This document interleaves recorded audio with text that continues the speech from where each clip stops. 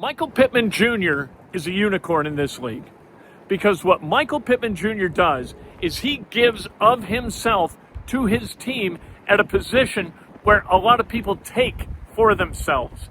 But that's not Michael Pittman Jr. What he does, whether he's blocking, and you hear guys talk about it all the time. Look at Pittman downfield blocking.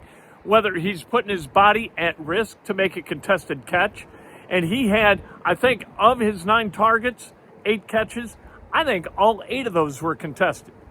Like, he doesn't get a lot of clearance. There are guys on him. They understand how important he is to the offense, and they shade toward him. They scheme to take Michael Pittman Jr. away. They weren't able to this past weekend. The Titans weren't. That's because Michael Pittman Jr. will go do what it takes to go get the ball. And he's kind of a fascinating guy in that light. Here's Michael Pittman Jr. Obviously, like every time you think of a Pittsburgh team, you always think of their like defense first, and they have a lot of vet guys that are salty guys that know what they're doing, and they play hard.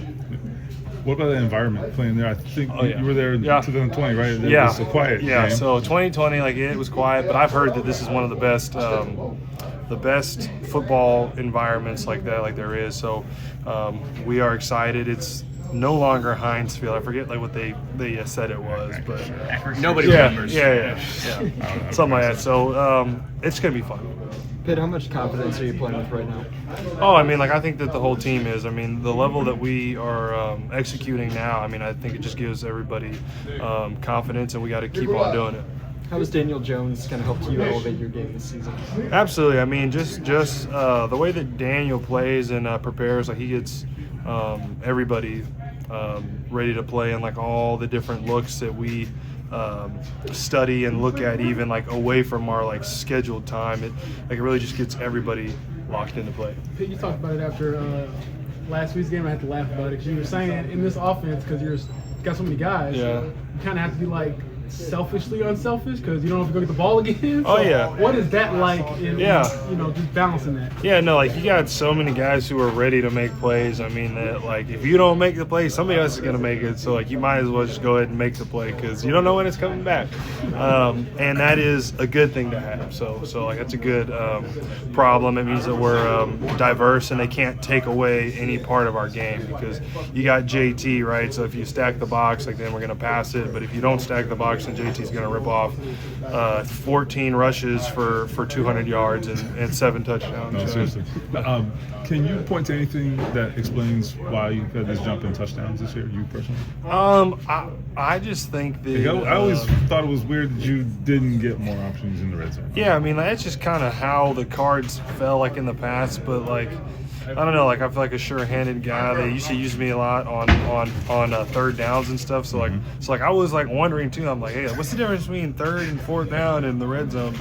But Shane is dialed me up, and Danny's playing great, and the offensive line's playing great, and I feel like we're getting down there more. Mm-hmm. You know, I mean, if we weren't scoring 30 points a game, then maybe it wouldn't be this amount. So.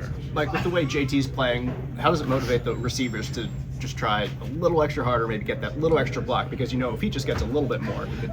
Absolutely. I mean, honestly, the way that he's running, I mean, I don't even think I even need to block for him. I mean, he's just going to break every single tackle. But just knowing that like he could pop out anywhere, that like just like the run like could be going left, and like he just pops out right, and then like you got to be blocking because he can take it 70, 80 yards. What would it take for a player not a quarterback to win an NFL MVP, do you think? Because it's been a pretty long stretch since that's happened. Yeah, I mean, if JT keeps doing the things he's doing, I mean, I can't see why he won't be strongly considered, as long as we're being fair to all the players, quarterbacks and not quarterbacks. Like I think that he is right at the top for that. You talk about having all these weapons and he's spreading the ball around. But by nature, aren't receivers, there's a selfish nature to you because you think you can do more with more catches and all that? Is that a tough balance?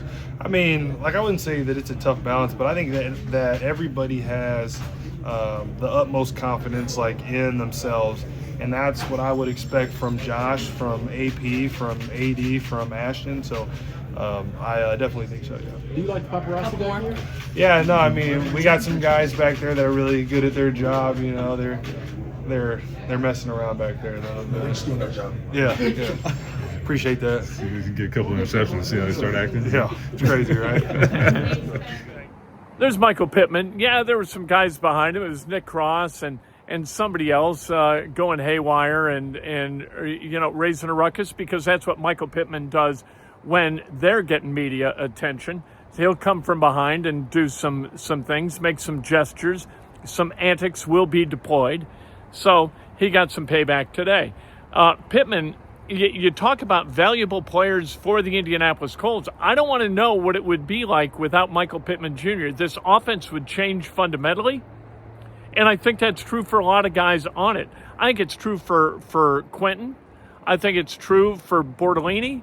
I think it's true for Pierce. And we saw that it's true for Pierce. We know that the defense is different without Ward.